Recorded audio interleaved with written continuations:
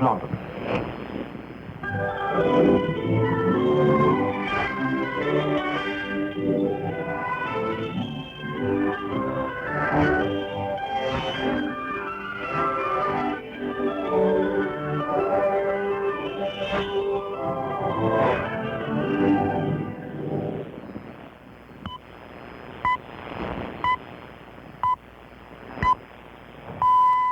"22 hours, Greenwich Mean Time.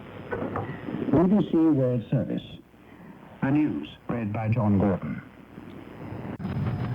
Britain says its troops are ashore on the Falkland Islands in substantial numbers and have established a firm bridgehead.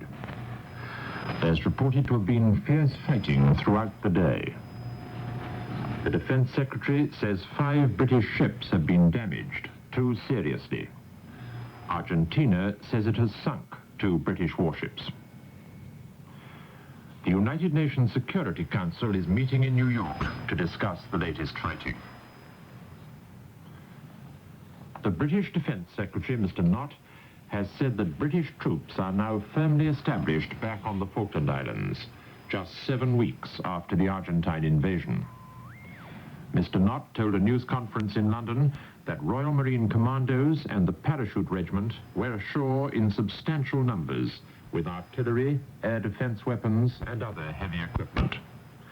Their landings had not been opposed. A secure base was being consolidated.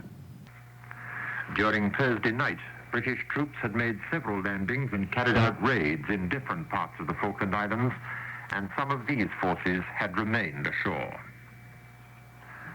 Mr. Nott said that Argentine forces had suffered casualties and some prisoners had been taken. The operations were continuing. He said that ships of the British task force had come under air attack. 5 had been damaged, 2 of them seriously. Mr. Nott said there had been British casualties, but the numbers were not known yet. Later, the Ministry of Defence said that British aircraft and missiles had shot down 17 Argentine aircraft. 2 helicopters had been destroyed on the ground. The ministry statement said that 1 British Sea Harrier providing support for the landings was missing. Britain had also lost 2 small helicopters. The latest official Argentine communique also says that 5 British ships had been damaged, 2 of them seriously. It said 1 British Sea Harrier aircraft and a helicopter had been shot down. The Argentine communique said 3 of their aircraft had been lost. An Argentine military spokesman said later that the action was continuing and that 2 of the ships that had been seriously damaged had subsequently sunk. The spokesman added that 6 British aircraft and 4 helicopters had been shot down. This spokesman said that the warships were attacked while supporting the landing at Port San Carlos, and that the British troops there were surrounded by Argentine forces equipped with tanks and artillery. Port San Carlos is a small settlement in the northwest of East Falkland Island. A BBC correspondent with the task force said it was a dark, moonless night when the ships moved into the channel between the 2 main Falkland Islands and dropped anchor. It took nearly 4 hours to take the troops ashore in the landing craft which shuttled between the ships and the coast. At one time, heavy firing broke out when an Argentine garrison resisted one of the landing parties. But a first settlement fell back under British control, with 31 islanders there unharmed.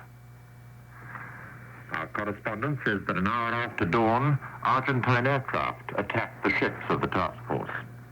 The attacks continued right through the day, with the ships replying with missiles and guns. Later, British anti-aircraft batteries, which had been set up on shore, joined in. With other equipment, they had been ferried in by helicopter to secure the beachhead and make it safe for the troops to move through in their bid to recapture the Falkland Islands. The British Defence Ministry has also announced that a Royal Navy helicopter, which had been transferring men between ships of the task force before the latest operations, had crashed into the sea. 21 men are feared dead. 9 were rescued. The United Nations Security Council has been meeting in public emergency session to discuss the fighting in the Falklands. It was the first public session of the Council on the crisis since April the 3rd, the day after the Argentine invasion. The United Nations Secretary General, Mr. Pérez de Cuellar, said the crisis presented the prospect of destruction, continuing conflict, and the loss of many young lives. Nonetheless, he said, efforts to find a peaceful solution must continue. There was no other course. The Argentine Deputy Foreign Minister, Mr. Enrique Ross, said Argentina had been prepared to withdraw its troops from the Falklands, but the dispatch of the British fleet had made that impossible. The British ambassador to the United Nations, Sir Anthony Parsons, asked by what right Argentina had imposed its will by force on the Falkland Islanders. The meeting was adjourned until later today. In a few hours' time, cardinals from Britain and Argentina will celebrate a special Mass for peace arranged by the Pope. It follows two separate sessions of talks between the church leaders in the last 24 hours. A BBC correspondent in Rome says the Mass is the focal point of the Pope's special initiative for peace.